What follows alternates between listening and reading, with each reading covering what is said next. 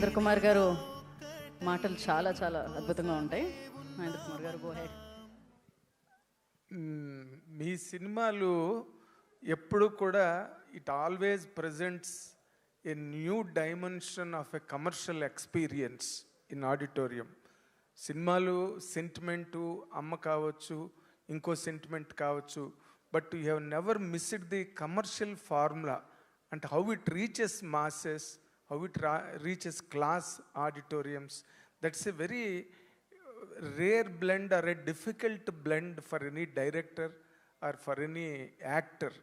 మీరు ప్రతి సినిమాకి మీరు వెనకాతల డైరెక్టర్ ఎవరైనా మీ సోల్ ఉంటుంది అండ్ సోల్ఫుల్ డైరెక్టర్లు కూడా మీకు దొరుకుతారు. కాబట్టి మీ సినిమాల్లో నా లైఫ్ ఎప్పుడూ ఉండి సినిమా కంటెంట్ బాగా ప్రజల్ని థియేటర్కి లాగే వేపుగా ఉండడం వల్లే మీ యాంటోనీ అన్న పేరుకి ఇక్కడ తెలుగు రాష్ట్రాల్లో కూడా మంచి గుర్తింపు ఉండడం అన్నది మీ అచీవ్మెంట్. ఒక రజనీకాంత్ గారు, కమల్ హాసన్ గారు, అలాగా కొంతమందికి ఇక్కడ ఉన్నది. ఆ ఆర్డర్లోకి మీరు వెళ్ళారే, that is your achievement sir. Hats off really I'm telling you.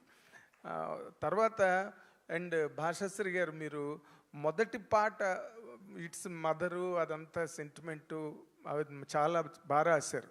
But the second song is very difficult to right. ఆ డైనమిక్స్, ఆ మీటరు, ఆ లెంత్లు ఉన్నాయే, అవి చాలా బాగా రాశారు సార్. నిజంగా దట్ సాంగ్ ఈజ్ అబ్సల్యూట్లీ ఈ గ్రేట్ ఎక్స్టసీ. థియేటర్లో ఆ పాట ఎంత బాగా పేలుతుందో మీరు రాబోయే రేపు రిలీజ్ అయ్యాక చూద్దరు. కానీ అమ్మ ఎవరికైనా అమ్మ అన్నట్టుగా అవతార పురుషుడైన అణువంతే పుడతాడు అంటే ఎంత గొప్పవాడైన సీతారామ శాస్త్రి గారు రాసిన చాలా గొప్ప పాట. అంటే ఎవరు పాడగలరు అమ్మ అను పాట కన్నా గొప్ప కావ్యం, ఎవరు రాయగలరు అమ్మ అను మాట కన్నా తీయని గానం అని చెప్పి సీతారాం చాలా గొప్ప పాట శాస్త్రి గారు రాసింది. మా గురువు గారు దాసనారాయణ గారు డైరెక్ట్ చేసిన అమ్మ రాజీనామాలో పాట, అది చాలా గొప్ప పాట. అలాంటి అమ్మ పాటలు ఎప్పుడు కూడా అమ్మ అని అరిచిన ఆలకించవేమమ్మ అన్న పాట ఎన్టీ రామారావు సాంగ్ దగ్గర నుంచి ఈ రోజు వరకు ఏ పాట అమ్మ మీద వచ్చినా కూడా గ్యారంటీగా హిట్ అవుతుందండి.